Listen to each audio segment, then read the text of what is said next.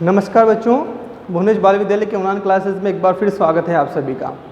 आज हम आपकी क्लास के महत्वपूर्ण टॉपिक विशेषण की बात करेंगे, जो कि व्याकरण का भाग है।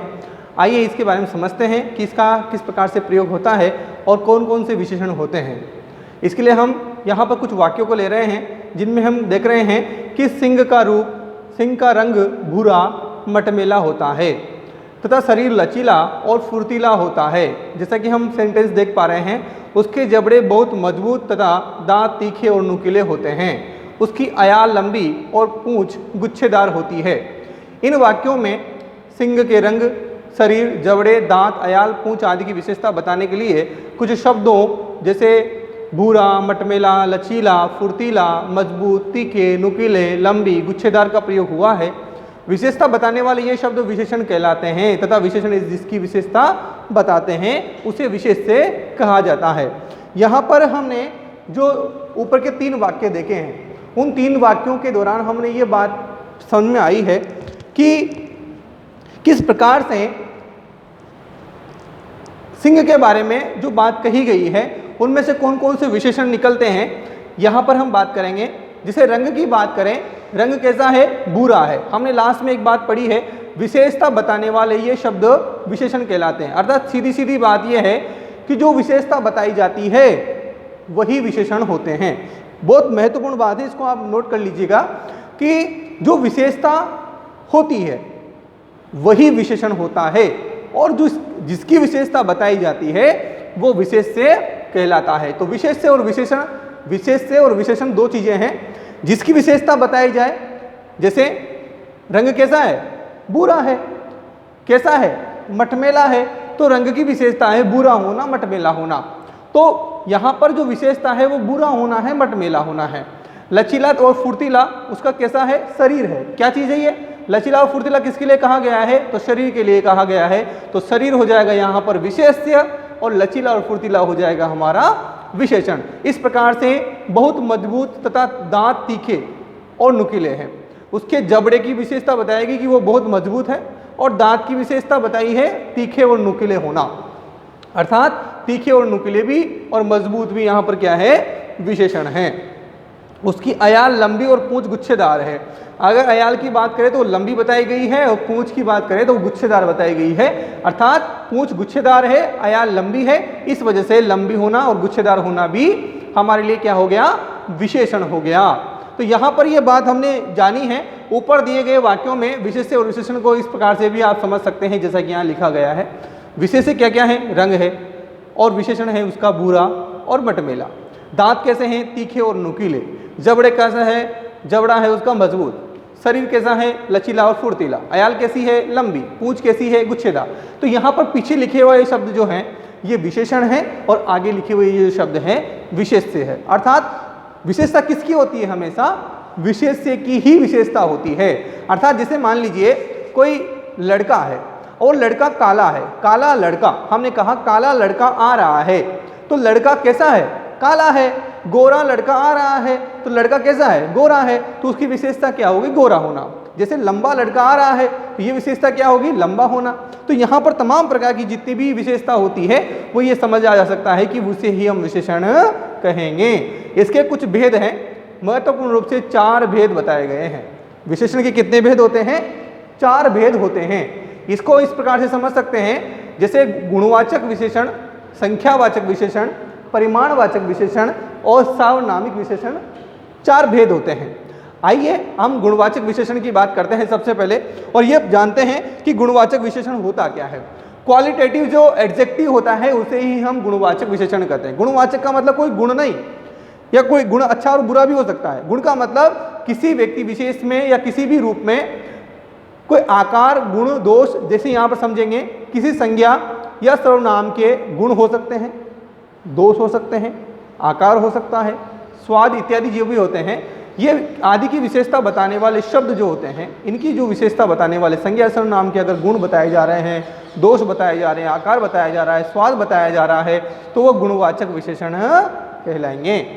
कैसे? समझो, हमारे पाठ है यासुकी चांद के हाथ और पैर कमजोर थे। हमने पढ़ा था कि यासुकी चांद के हाथ और पैर कैसे थे? कमजोर थे। अब हाथ और पैर ये क्या है, इसकी विशेषता है। सर्वनाम या संज्ञा के जो गुण हैं उस गुण क्या है, हाथ और पैर की विशेषता क्या है, यहाँ पर कमजोर है। गुण है ना, कमजोर होना एक तरह से दोष है, इसलिए दोष बताया गया। तो चांद छोटी और नाजुक सी थी, ये उसका गुण है, छोटी थी और नाजुक थी, गुण है उसका। यहाँ पर यह कहा जा सकता है कि सामने ऊंची कुतुब मीनार खड़ी थी, सामने ऊंची कुतुब मीनार खड़ी थी। यहाँ पर कुतुब मीनार की विशेषता आकार है। आकार कैसी है, आकार कैसा है, ऊंचा है।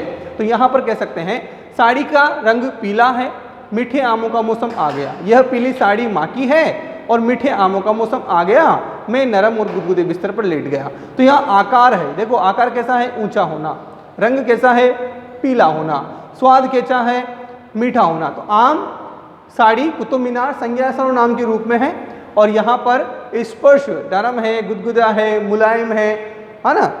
तो इस प्रकार से ये बताया जा सकता है। जैसे स्वाद के बारे में हम कहते हैं नमकीन कह सकते हैं, कड़वा कह सकते हैं, तिक्त कह सकते हैं, कसाई कह सकते हैं। इस प्रकार से अलग अलग जो स्वाद होते हैं उनके बारे में हम कहा जा सकता है। तो ये गुण थे, ये गुणों के बारे में हमने बात की, तो इसलिए गुणवाचक विशेषण कहलाएगा।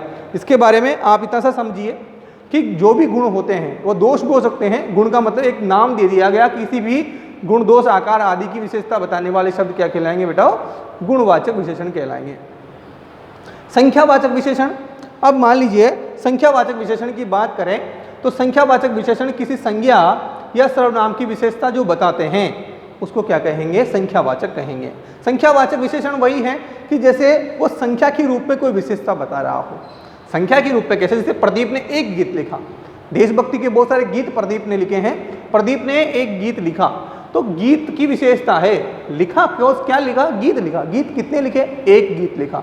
गीत कैसा है, एक गीत है, एक गीत है, इसलिए एक बताया गया। राष्ट्रगीत सुनने के लिए लाखों लोग इंडिया गेट पहुंच गए। लोग कितने, लाखों। तो यहाँ पर लोगों की विशेषता कैसे होगी, लाखों लोग हैं। तो यहाँ पर ये संख्या है, संख्या है लाखों के रूप में। लता मंगेशकर ने गीत सुनाया तो 2 लाख लोग सिसक रहे थे। जब देश आज़ाद हुआ और ये मेरे वतन के लोगों जबरा आंख में भर लो पानी, ये वाला गीत जब लाल किले से जब झंडा फहराया उसके बाद में जब ये गीत हुआ तो लता मंगेशकर ने जब इस गीत को गाया तो बहुत सारे लोग, जैसे यहाँ पर लिखा हुआ है कि 2 लाख लोग सिसक रहे थे, अच्छा रो रहे थे। अर्थात क्यों कि उस गीत को सुनकर हमारा देशभक्ति की भावना प्रज्वलित हुई और वो लोग रोने लगे। इसलिए लोग कितने थे, लगभग 2 लाख थे, इसलिए संख्या वाचक हो गया। एक भी आंख ऐसी न थी जो नम नहीं थी, और ऐसे मौसम में, ऐसे समय पर एक भी आंख, आंख कैसी, एक भी आंख, इसके लिए एक शब्द आया, वो भी कहाँ चला जाएगा बेटा, संख्यावाचक विशेषण में। तो आंख है और आंख की विशेषता कैसी है, एक होना है। तो संज्ञा सर्वनाम की विशेषता बताने वाले शब्द विशेषण कहलाते हैं। यहाँ पर विशेषता बताई जा रही है, लोगों की विशेषता, गीत की विशेषता, आँख की विशेषता। वो विशेषता कैसी है, संख्या के रूप में है तो संख्यावाचक, रूप, रंग, आकार, गुण, दोष के बारे में है तो वो गुणवाचक विशेषण। इस प्रकार से 2 विशेषण आपने पढ़े हैं। 2 संख्या के विशेषण के भेद पढ़ लिया आपने, एक तो गुणवाचक और एक संख्यावाचक। अब यहाँ कहें कि संख्यावाचक विशेषण के भी 2 भेद होते हैं, एक तो निश्चित संख्यावाचक विशेषण और एक अनिश्चित संख्यावाचक विशेषण। जिसे मान लीजिए कोई फिक्स हो, कोई निश्चित हो, जिसे मान लीजिए 1, 2, 3, 5 व्यक्ति आ रहे हैं। तो कितने व्यक्ति आ रहे हैं, 5 व्यक्ति आ रहे हैं, जैसे कुछ व्यक्ति आ रहे हैं। अब कुछ का मतलब है तो संख्या ही, लेकिन पता नहीं चल रहा कि वो 5 है, 10 है, 20 है, कितने हो सकते हैं। जैसे मान लीजिए 1000 रुपये किसी ने मांगा, 1000 रुपये दे दीजिए, तो रुपये कितने हैं, 1000, लेकिन उसने कहा कुछ रुपये दे दीजिए। अब वो 1000 में से पता नहीं कितने मांग रहा है, हो सकता है वो 5 रुपये मांग रहा हो सकता है वो 500 रुपये मांग रहा हो, तो कुछ का मतलब तो समझ में आएगा नहीं ना। तो यहाँ पर ये कह सकते हैं जब निश्चित संख्या हो, कोई भी निश्चित संख्या लिख दी जाए, कुछ भी न्यूमेरिकल लिख दिया जाए तो वो महत्वपूर्ण रूप से संख्यावाचक हो जाएगा, और यदि अनिश्चित हो तो वो अनिश्चित संख्यावाचक हो जाएगा। जैसे कुछ, थोड़ा, इस प्रकार की जो है ना। आइए अगला हमारा विशेषण है परिमाणवाचक विशेषण। देखो परिमाण का मतलब क्या होता है, जिसको तोला जा सकता है, जिसको हम नापा जा सकता है, मापा जा सकता है। एडजेक्टिव ऑफ क्वांटिटी, क्वांटिटी कितनी क्वांटिटी है, इस क्वांटिटी की अगर बात करें तो उस क्वांटिटी के लिए शब्द प्रयोग किया जाता है ये वाला। परिमाणवाचक विशेषण उन संज्ञा या सर्वनाम का परिमाण माप तोल करना, मात्रा बताते हैं, जिन्हें गिना नहीं जा सकता, अर्थात जिनको गिनना संभव नहीं होता, उनको क्या कहते हैं? उनको कहते हैं हम परिमाणवाचक, अर्थात उनकी कोई मात्रा होती है। जैसे मात्रात्मक रूप से माप तोल के रूप में होते हैं तो उनको परिमाण कहते हैं। जैसे 1 लीटर दूध दे दीजिए, अब दूध कितना है? 1 लीटर है। कोई यूँ तो नहीं कहता कि 1 दूध दे दीजिए, दूध क्योंकि संख्या में होता नहीं है, 1 लीटर आप उसकी मात्रा बतानी पड़ेगी। गांव से एक टोकरी भर आम आए हैं। अब गांव से आम आए हैं, लेकिन कितने आए हैं? टोकरी भर कर आए हैं। तो टोकरी भर कर आए हैं, टोकरी में कितने किलो हैं ये नहीं लिखा हुआ है। 1 किलो लिखा होता तो तब भी 1 किलो आम आए हैं, तो 1 किलो हो जाता तो फिक्स संख्या हो जाती, और फिक्स संख्या होने पर अगर परिमाण से संबंधित है फिर भी वो इसमें चला जाता। 1 लीटर टोकरी भर, अब टोकरी भर का आम की गणना है। आधा किलो चावल से कितनी इडलियां बनेंगी? आधा किलो चावल, चावल कितना है? आधा किलो है। ये फिक्स संख्या है और संख्यावाचक तो है, लेकिन ये क्या है? परिमाण से संबंधित है। ध्यान रखना, संख्यावाचक ऊपर भी था, लेकिन यहाँ पर किससे है? मापतोल से संबंधित जो होते हैं संख्या, वो परिमाणवाचक में चली जाती है। आपसे कुछ सहायता मांगने आया हूँ। अब सहायता कुछ मांगने जो आए हैं वो कुछ सहायता मांग तो रहे हैं, लेकिन कुछ का कोई पता नहीं है कि सहायता कितनी चाहिए, है ना? तो उसका माप तोल नहीं है ना? वैसे तो सहायता को मापा तोला भी नहीं जा सकता, मुझे हिसाब से ये सेंटेंस ठीक बैठता भी नहीं है यहाँ। परिमाणवाचक विशेषण के 2 भेद हैं, निश्चित परिमाणवाचक विशेषण और अनिश्चित परिमाणवाचक विशेषण। जैसा हमने संख्या में देखा कि अगर फिक्स संख्या हो तो निश्चित, और अनिश्चित संख्या हो मतलब कोई इस प्रकार से फिक्स नहीं हो, तो वहाँ पर हम अनिश्चित परिमाणवाचक कहेंगे। यहाँ पर कुछ ऐसे उदाहरणों से समझ सकते हैं ये संख्यावाचक तथा परिमाणवाचक विशेषण में क्या अंतर होता है। जैसे गिना जा सकता है, जिनकी संख्या गिनी जा सकती है, जैसे पुस्तक है, मनुष्य है, गाड़ी है, फ़ोन है, नगर है आदि है, तो जिनको गिना जा सकता है वो संख्यावाचक विशेषण में जाएंगे। और जिनको नापा जा सकता है, जिन्हें केवल मापा या तोला जा सकता है, जैसे दूध है, दही है, तेल है, घी है, कपड़ा है, जिसका मापा जाना वो परिमाण, और जिसका संख्या फिक्स वो संख्यावाचक। तो जिनको गिना जा सकता है वो संख्यावाचक, और जिन्हें गिना नहीं जा सकता वो परिमाणवाचक है। ये समझ में आई होगी बात आपको। तो हमने 3 चीज़ें पढ़ी हैं। 3 चीज़ों में सीधी सीधी बात, हमने गुण के बारे में बात करी, हमने संख्या के बारे में बात करी, और अब हमने परिमाण के बारे में बात की। तो विशेषण किसी भी प्रकार का हो सकता है, विशेषता कैसी भी हो सकती है भाई, है ना? विशेषण कैसा, मतलब विशेषता कैसी भी हो सकती है। अब आप रूप रंग की विशेषता की बात करोगे तो गुणवाचक में चले जाओगे, कोई इस प्रकार की जब गिनने की संख्याओं में जाओगे तो वो आपका संख्यावाचक में हो जाएगा, और अगर नापा जाने वाली बात है तो परिमाण में चला जाएगा। अब यहाँ पर आगे बढ़ते हैं और ये देखते हैं कि अगर सार्वनामिक विशेषण डेमोन्स्ट्रेटिव एडजेक्टिव की बात करते हैं, अगर सार्वनामिक विशेषण की बात करते हैं तो सार्वनामिक विशेषण जो होता है पुरुषवाचक सर्वनाम से भिन्न कोई भी सर्वनाम की संज्ञा की विशेषता बताए तो उसे सार्वनामिक विशेषण कहेंगे। वह कलम मुझे दीजिए। सार्वनामिक विशेषण किसी पुरुषवाचक सर्वनाम से कोई भिन्न कोई भी सर्वनाम की संज्ञा की विशेषता बताए। अब जब पुरुष सर्वनाम के अलावा कोई दूसरा हो तो सर्वनाम की संज्ञा, यहाँ पर संज्ञा की विशेषता जो बताएंगे, अब यहाँ पर पुरुषवाचक सर्वनाम से कोई भिन्न ही होगा क्योंकि वहाँ तो संख्या रूप में हो सकता है। यहाँ पर हम कह सकते हैं कि वह कलम मुझे दीजिए। कलम की विशेषता है वह, फिक्स है कि इस प्रकार से सर्वनाम है कि यह कलम या वह कलम, यह बोर्ड, इस प्रकार से कह सकते हैं। उस घर में कौन रहता है तो उस घर, उसकी बारे में बात कर रहे हैं, है ना? पर्टिकुलर किसी, इस, उस, वह, कौन सा, इस प्रकार की बात कर रहे हैं। उस घर में कौन रहता है, इस नदी का नाम कावेरी है, कौन सा देश सबसे प्यारा है, तो कौन सा देश है, देश, जैसे मान लीजिए भारत देश आ गया तो भारत देश होना, देश की विशेषता है भारत होना, तो संज्ञा सर्वनाम के रूप में तो हम देख पाएंगे कि वहाँ पर संज्ञा के सर्वनाम के रूप में चला जाएगा, क्योंकि वहाँ पर किस प्रकार की संज्ञा होगी, किस प्रकार का सर्वनाम होगा, वो तो भेद की बात है।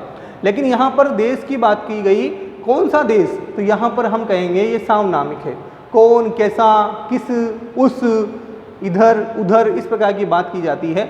ये सब क्या होते हैं, सार्वनामिक विशेषण होते हैं, और ये विशेषता बताते हैं किसी न किसी संज्ञा की। और यहाँ पर यही है कि कलम की विशेषता वह कलम बताया, घर में कौन रहता है यूँ भी कह सकते थे, लेकिन उस घर में पर्टिकुलर उस घर की बात कर रहे हैं।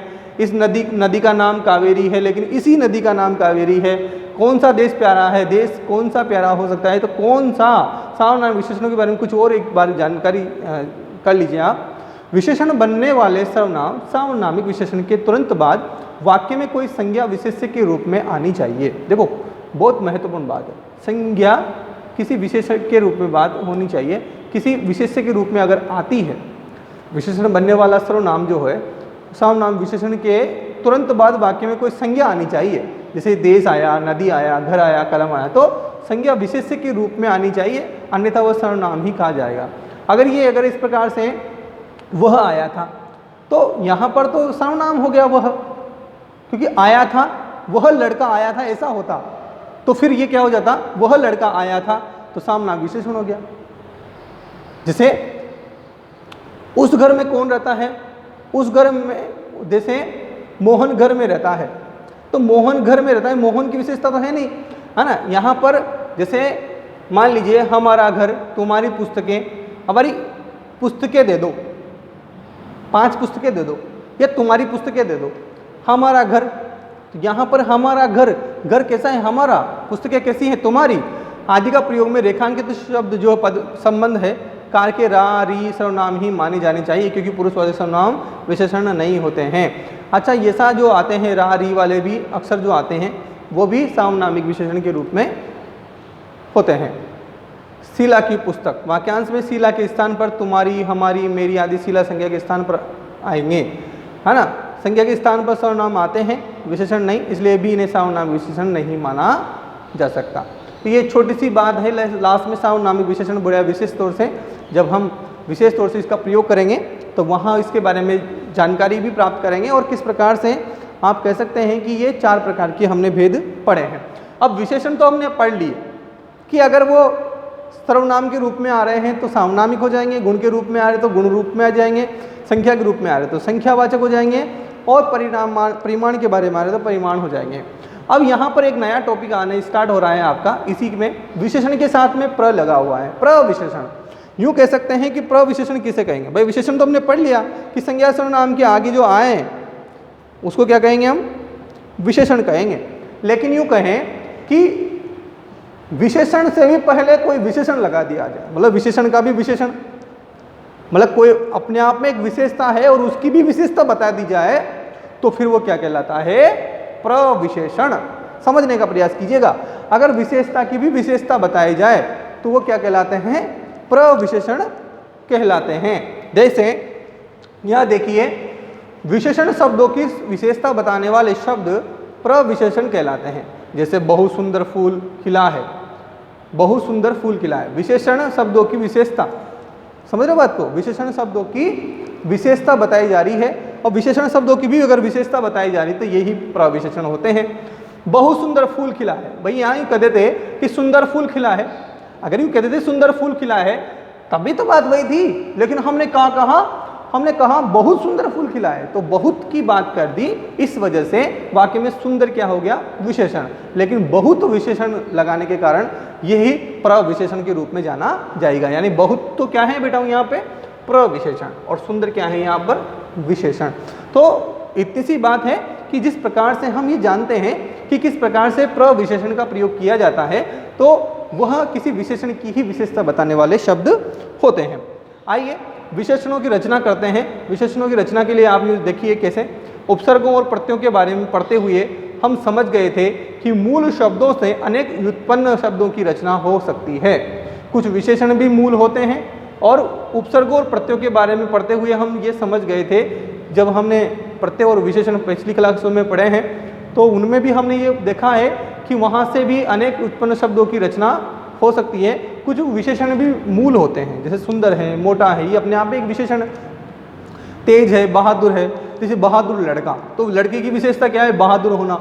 लेकिन शानदार बहादुर लड़का है, हमने कह दिया शानदार बहादुर लड़का है, तो बहादुर तो वो है ही सही, लेकिन शानदार बता दिया, बड़ा बहादुर लड़का है, यूँ कह दिया अगर आपने बड़ा बहादुर लड़का है, एक नंबर का बहादुर लड़का है। तो इस प्रकार की जो आपने विशेषण दिए हैं ये प्रविशेषण के रूप में कहे जाएंगे।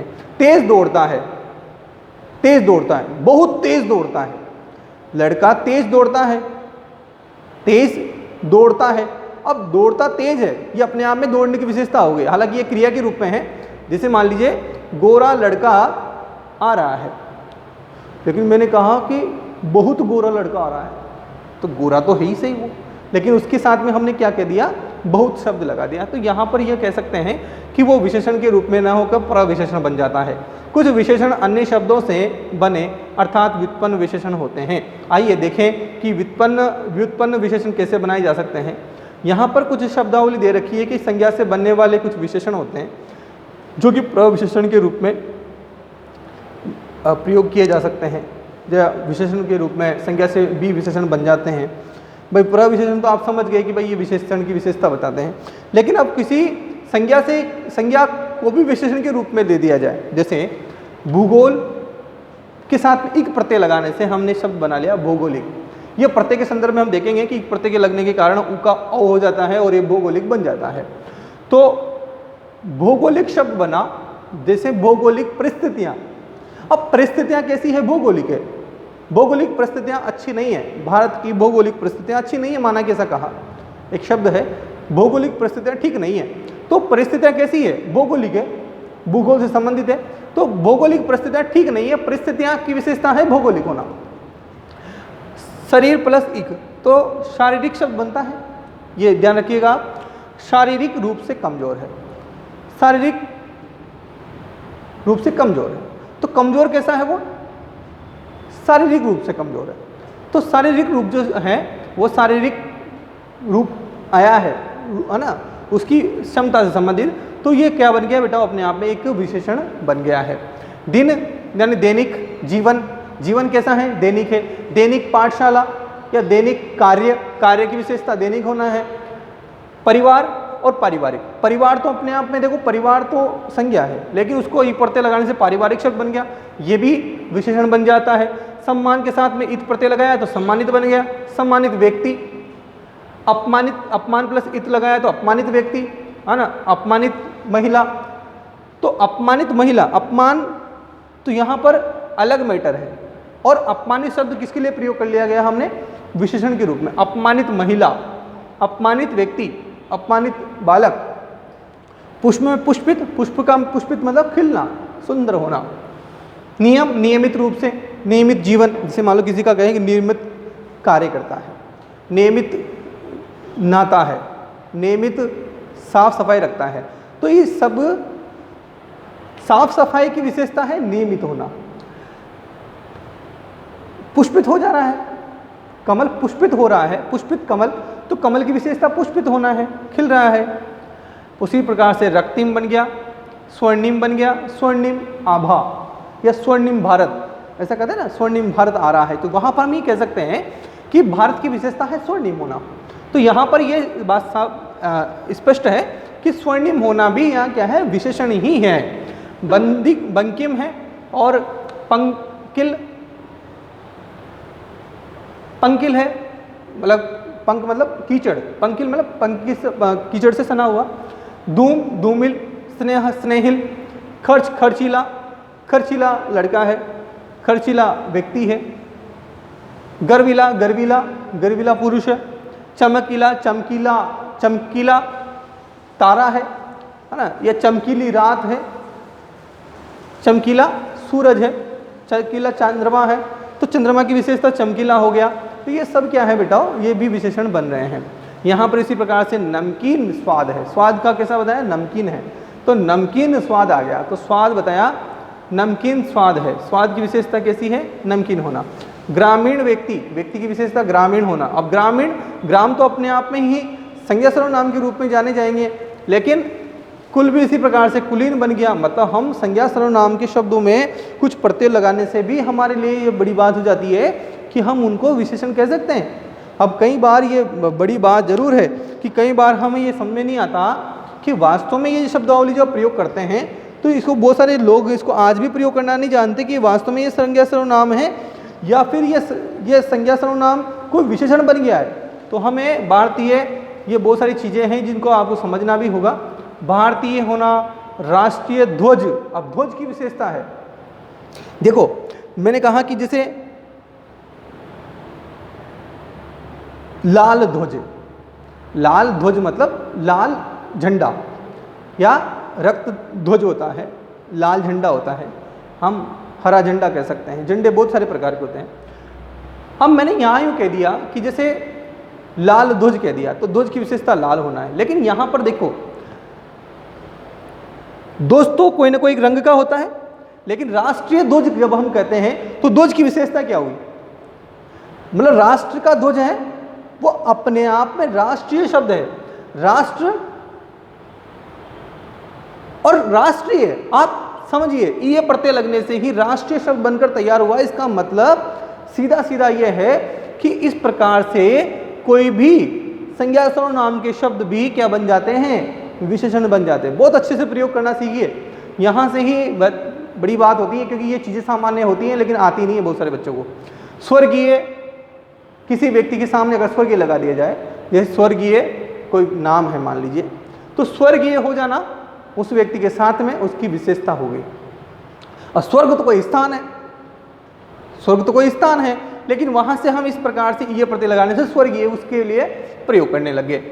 पहाड़ पहाड़ी, पंजाब पंजाबी, रोग रोगी, मामा ममेरा, चाचा चचेरा, फूफा फुफेरा। एरा प्रत्यय से, ई प्रत्यय से, पहाड़ में ई प्रत्यय लगने से, पंजाब में ई प्रत्यय लगने, पंजाब है, आप सोचो।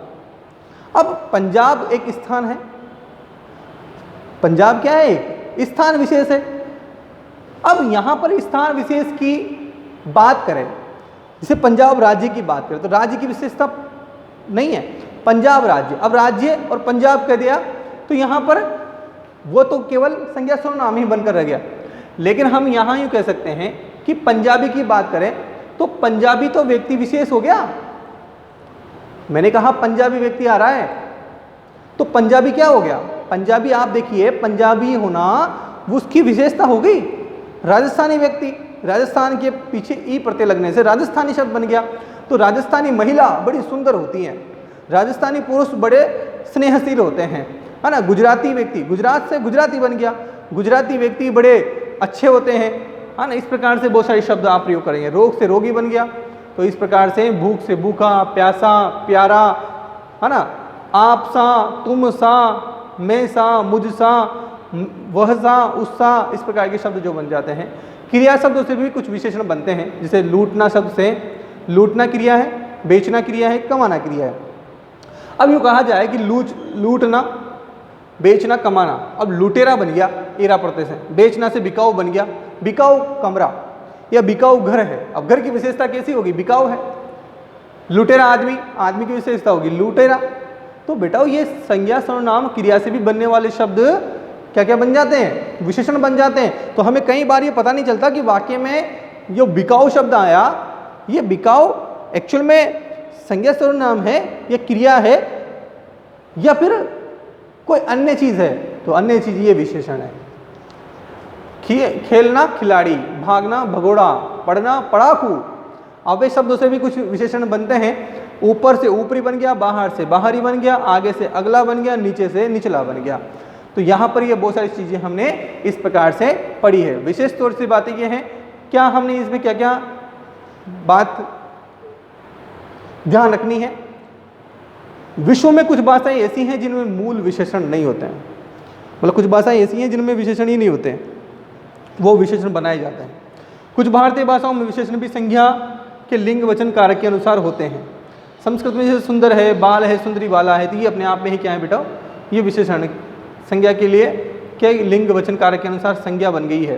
जैसे सुंदर लड़का, सुंदरी वाला, हिंदी सुंदर लड़का, सुंदर लड़की, ये अपने आप में ही क्या है? विशेषण है।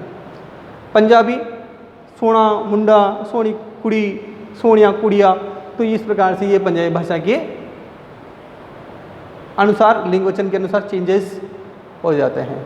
तो विशेषणों के परिवर्तन भी होते हैं। तो आप जानते हैं कि विशेषण भी संज्ञा और सर्वनाम के समान विकारी शब्द हैं। विकारी मतलब जिनमें परिवर्तन होता है, किंतु सभी विशेषणों के रूप में लिंग वचन या कारक से नहीं बदलते, केवल उन्हीं विशेषण शब्दों के रूप में बदलते हैं जिनके अंत में आ हो। जैसे मोटा लड़का, मोटी लड़की, ये यहाँ पर लिंग बदल गया तो उसके रूप में भी परिवर्तन हो गया विशेषण ही, लेकिन उसके रूप में बदल गया। आदमी है तो अच्छा, औरत है तो अच्छी, लोग है तो अच्छे, कुत्ता है तो काला, कुतिया है तो काली, कुत्ते हैं तो काले। तो यहाँ पर जैसे लिंग बदला वैसे उनके रूप में परिवर्तन भी आ गया है। और संज्ञा सर्वनाम के कारक चिन्हों के कारण, लिंग वचन के कारण भी इनके रूप में परिवर्तन हुआ है। संज्ञा के रूप में कुछ विशेषणों का प्रयोग कैसे होता है, जैसे बड़ों का आदर करना सीखो, तो संज्ञा है बड़ों का आदर करना सीखो। बड़ों मतलब किसी संज्ञा के लिए कहा गया। बड़े लोगों की सेवा करें, बड़े कौन, लोगों। गरीबों की सहायता करनी चाहिए, तो गरीब अपने आप में क्या है, यहाँ संज्ञा है। गरीब लोगों की सहायता करनी चाहिए तो विशेषण है। तो इस प्रकार से बहुत सारी चीज़ें हैं जिसे विशेषण विशेष्य के रूप में हमने जाना है। तो यहाँ पर हमने कुछ विशिष्ट बातें हैं जो जानी हैं और इनको हमें विशेष तौर से याद रखना है कि विशेषण नाम या सर्वनाम के बारे में उसकी विशेषता बताते हैं, विशेषण कहलाते हैं। यानी विशेषता ही क्या होते हैं, विशेषण होते हैं। विशेषण जिसकी विशेषता बताए उसे विशेष्य कहा जाता है। दो चीज़ें हैं, विशेषण और विशेष्य। जिसकी विशेषता विशेष्य, जो विशेषता विशेषण। विशेषण के भेद हैं गुणवाचक अर्थात कैसा है, संख्यावाचक कितना है, परिमाणवाचक कितना है ना, संख्यावाचक में भी कितना कितना आ जाता है।